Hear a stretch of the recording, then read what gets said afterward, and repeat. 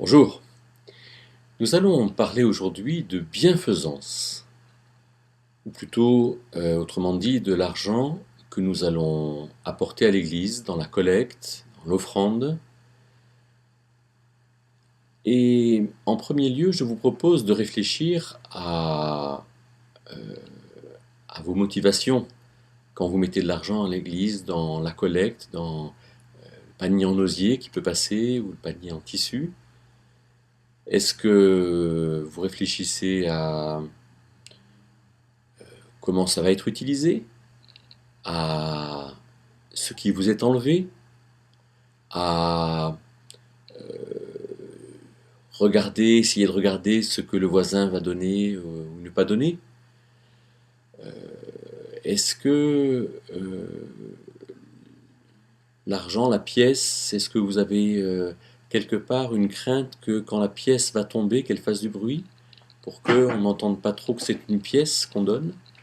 Ou au contraire, est-ce que si vous mettez un billet, vous vous dites «Ah, il faudrait vraiment que ça fasse du bruit pour qu'on entende que je mets un billet»? Ou alors est-ce que finalement l'argent que vous apportez à l'offrande pour l'Église est quelque chose que vous donnez à Dieu, et de ce fait que si Jésus était là, eh bien vous seriez absolument contente, content de ce qu'il soit là pour effectivement constater que ce que vous donnez, eh bien vous le donnez librement, joyeusement, avec la conscience que c'est quelque chose qui honore Dieu et quelque chose à laquelle Dieu prend plaisir finalement. Alors une chose étonnante, dans le psaume 50, un psaume d'Asaph, un psaume un peu tonitruant, où il va reprendre avec vigueur ces gens qui apportent des offrandes à Dieu, certainement pour des mauvaises raisons, et entre autres avec certainement de l'orgueil, mais aussi de la méchanceté, en tolérant la méchanceté en soi. Bien, dans la bouche d'Asaph, Dieu dira, dans ce psaume 50 au verset 12, que je n'ai pas besoin des sacrifices d'animaux que tu m'apportes, parce que tous les animaux sont à moi. On peut entendre de cette manière que Dieu n'a pas besoin de la pièce, des pièces ou du billet que Dieu va voir dans la collecte, parce qu'en fait, il a tout, Dieu. Et pourtant, il nous demande de le faire. On a ce passage d'Hébreux 13 où il est même dit que Dieu prend plaisir à ces sacrifices que nous apportons. Hein, il dit, n'oubliez pas la bienfaisance. Alors, c'est quoi la bienfaisance? Puisque si Dieu n'a pas besoin de nous, mais que Dieu nous demande quand même de donner quelque chose, d'abord, bienfaisance, ça vient de bien faire. Bienfaisance. C'est donc que nous avons à faire quelque chose qui est bien. En quoi est-ce que donner de l'argent pour les missionnaires, pour les œuvres chrétiennes, pour ceux qui manquent de quelque chose, en quoi est-ce que c'est bien? Bien, il me semble que 2 Corinthiens 8,10 donne une règle qui est importante. Il dit, c'est Paul qui parle en Corinthien, va dire cette force en nous, cette volonté de donner, la promptitude, nous dit Paul, à donner, elle est bonne. Et elle est dans une perspective d'équilibre. Elle est pour que ceux qui ont donnent à ceux qui n'ont pas.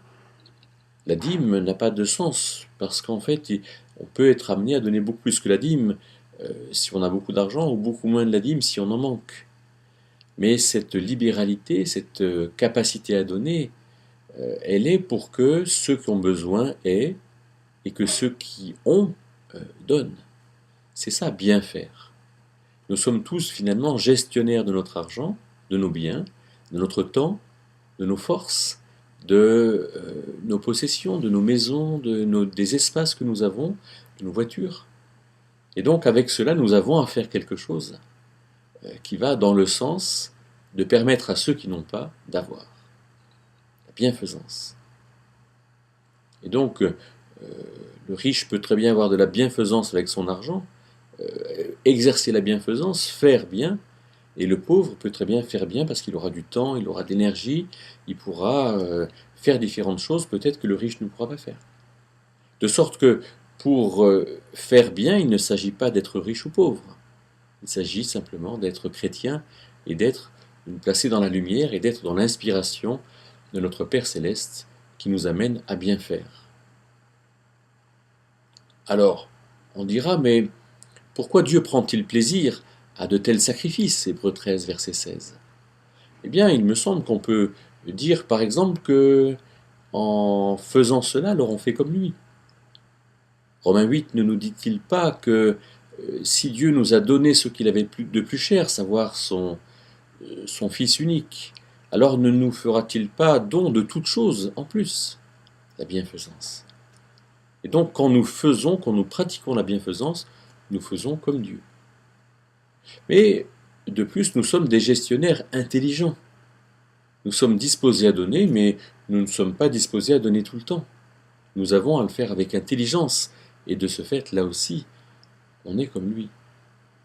Mais au bout du compte, il y a dans cette bienfaisance intelligente la priorité de l'amour, la priorité du discernement, la priorité de la personne à l'égard de qui nous allons faire cela. Alors là aussi, on est vraiment comme Dieu, on lui ressemble vraiment, parce qu'on a cette préoccupation, non pas ce souci, mais cette volonté de bien faire à l'égard de quelqu'un qui nous est proche. Alors voilà de sérieuses motivations, finalement, pour bien faire.